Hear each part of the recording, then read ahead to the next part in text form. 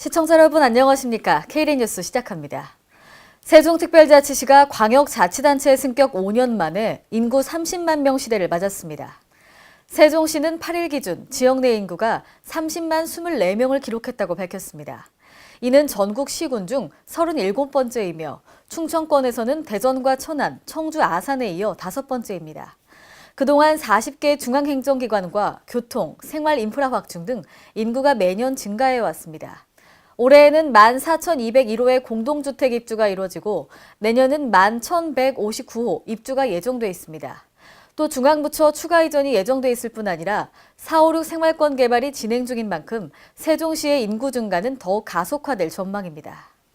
충청남도가 내포 신도시를 환왕의 중심 도시로 육성하기 위한 전략 수립에 나섰습니다. 충남도는 8일 도청에서 내포 신도시 환왕해권 중심도시 육성을 위한 연구용역 착수보고회를 개최했습니다. 이번 용역은 문재인 정부의 내포 신도시 환왕해권 중심도시 육성 공약 실현 방안을 찾기 위해 내년 1월까지 추진합니다. 용역에서는 우선 내포 신도시 개발 상황과 인구 소득 수준 변화 등 인문사회 환경을 분석하고 대내외 여건 변화를 전망합니다. 이와 함께 내포 신도시가 시도별 클러스터로 지정될 수 있도록 자동차 대체 부품 산업의 허브 및 환왕의 수출 기지로서의 발판을 마련하는 방안을 모색합니다. 전라북도가 전북 자존의 시대를 활짝 열기 위한 일환의 하나로 전북 가야 문화의 발굴과 유적 정비에 속도를 내고 있습니다. 도는 특히 문화재청을 비롯해 도내 학계 전문가들과 함께 전북 가야 유적이 경상가야 고분군과 함께 세계유산 등재를 추진할 수 있게 우선 대상 유적을 집중 발굴해 나가기로 했습니다. 이에 송하진 도지사는 8일 호남 지역 가야 유적 가운데 첫 번째로 국가지정 문화재로 지정된 남원 두랑리, 유곡리 가야 고분군 유적 현장을 방문했습니다. 이곳에서 정비 추진 상황에 대한 종합적인 점검 활동을 펼쳤습니다. 강원도와 한국노동조합 총연맹 강원도지역본부가 8일 도청에서 일자리 공제조합 설립 및 운영 활성화를 위한 업무 협약을 체결했습니다. 이번 협약에 따라 한국노총 도지역본부 의장단 대표는 도내 근로자의 권익을 위해 일자리 공제조합의 이사로 법인 운영에 참여합니다. 또 산하 노동조합 노조원을 대상으로 일자리 공제조합 홍보와 회원 가입을 권장하고 공제조합의 노사민정 상생협력 사업 참여를 확대합니다. 지난달 30일 롯데몰 군산점이 오픈했지만 중소벤처기업부로부터 나흘 만에 사업 정지 명령을 받았는데요. 김경모 기자가 취재했습니다. 지난달 전북 군산시의 대형 쇼핑몰인 롯데몰이 개점하면서 지역 상권 상생 방안을 놓고 당국의 고민이 깊어지고 있습니다. 중소벤처기업부는 지난달 30일 롯데몰 군산점에 대해 사업 개시 일시 정지 명령을 내렸습니다. 롯데몰이 문을 연 지 나흘 만이었습니다.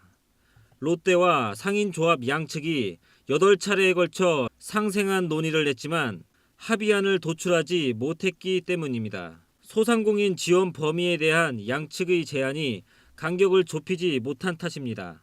중기부는 조정심의위원회를 거쳐 이달 안으로 롯데 측에 최종 공고안을 보낼 방침입니다. K랜 김경모입니다. 전북 남원시 삼해면 서도리 노복마을에서 슬로우푸드 체험관을 조성하고 오늘 개관식을 가졌습니다. 슬로우푸드 마을 조성 사업은 전라북도 삼락 농정의 일환으로 2016년에 사업 대상으로 선정되어 주민 역량교육, 체험 프로그램 등 5억 원이 투입됩니다. 이번에 조성된 체험관은 최대 30여 명을 수용할 수 있고 송키떡 만들기, 토화젓 만들기 등 음식 체험 프로그램도 진행할 계획입니다. 앞으로 남원시는 주민이 주체가 돼서 지역의 음식 문화를 농촌 체험 관광 자원으로 발전시켜 사람이 찾는 농촌을 구현할 계획입니다. 인천광역시는 결혼 인식을 개선하고 신혼부부의 주택 전월세 이자를 지원하는 등 결혼하기 좋은 도시 조성에 나섰습니다.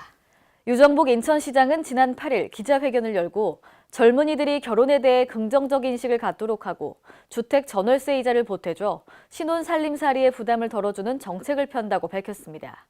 시는 이를 위해 76억 원을 들여 결혼인식 개선, 만남 준비, 결혼 장려 등 3단계 9개 시책을 추진합니다. 앞으로 공공기관과 대학, 사회교육기관을 대상으로 인문학 강좌를 개설하고 초중고교 학생에게 양성평등, 가족과 생명의 소중함에 관해 교육을 할 계획입니다. 대전광역시와 한국에너지공단은 지난 8일 시청에서 스마트 제로 에너지 대전 3050 실현을 위한 업무 협약을 체결했습니다. 대전시는 이번 협약을 통해 신재생 에너지 보급 확산 및 에너지 효율 향상 사업을 위해 힘을 모으기로 했습니다. 또 온실가스 감축 등 기후변화 대응 사업, 에너지 기후변화 교육, 홍보 등을 위해 노력하기로 했습니다.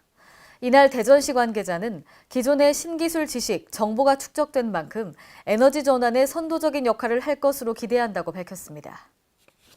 오늘의 브리핑 뉴스입니다.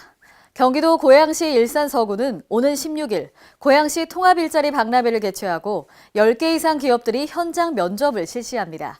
주로 중장년 구직자들을 위한 취업 연계가 이루어지며 고양시 관내 일자리 유관기관들이 함께 참여하는데요. 고양시 통합 일자리센터, 중장년 일자리 희망센터 등에서 협력해 구인 업체들을 발굴합니다. 또 아파트 경비, 시설 관리 등을 구하는 용역업체가 새로 참여하고 생산과 제조업체를 위주로 다양한 일자리가 준비되어 있습니다. 제주도가 늘어나는 한림항의 물동량 처리와 화재로 인한 선박 피해 예방을 위해 환경 개선 공사를 시행합니다. 도는 총 사업비 4억 600만 원을 투입해 야적장을 조성하고 배수관 부설, 토사 매립 등을 진행키로 했는데요. 8월 말 공사가 완료되면 야적장 추가 확보로 물동량 처리 능력이 향상돼 작업 장애 요인이 해소될 것으로 보입니다. 또 안전한 환경 개선으로 사유재산 보호에 기여할 것으로 전망하고 있습니다. 인천광역시는 지난 8일 갈산 1 재개발 정비계획을 변경 고시했습니다. 이번 정비계획 변경 주요 내용은 토지 이용계획, 건축물에 관한 계획 등을 변경하는 것인데요. 이를 통해 불평구 갈산동 일원에 최고 34층 규모의 공동주택 1,150세대와 부대 복리시설을 조성할 계획입니다. 사업이 완료되면 열악한 주거 환경이 개선되고 원도심 균형 발전에도 일조할 것으로 기대됩니다. 강원도 원주시가 일반 음식점, 도소매점 등을 중심으로 일회용품 줄이기 홍보와 사용 여부에 대한 점검을 실시합니다. 사업장이 일회용품 사용을 위반한 경우 사업장 규모, 위반 횟수에 따라 최소 5만 원에서 최고 300만 원의 과태료가 부과되는데요.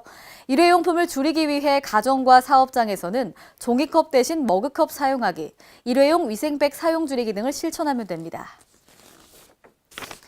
충북 충주 시민들의 맞춤형 체력 관리가 가능한 국민체력인증센터가 오는 21일 문을 엽니다. 충주시는 2018년 신규 국민체력인증센터 공모사업에 선정돼 매년 1억 5천만 원 상당의 운영비를 지원받게 되는데요. 체력인증센터는 체력 측정을 비롯해 체력 수준별 맞춤형 운동 프로그램 등을 제공합니다. 센터 이용은 무료이고요. 4명의 전문 지도자가 만 13세 이상 청소년으로부터 만 65세 노인까지 맞춤형 운동 희망자를 대상으로 체력 관리를 지도하게 됩니다. 이상으로 K-랜 뉴스를 마칩니다. 시청해주신 여러분 고맙습니다.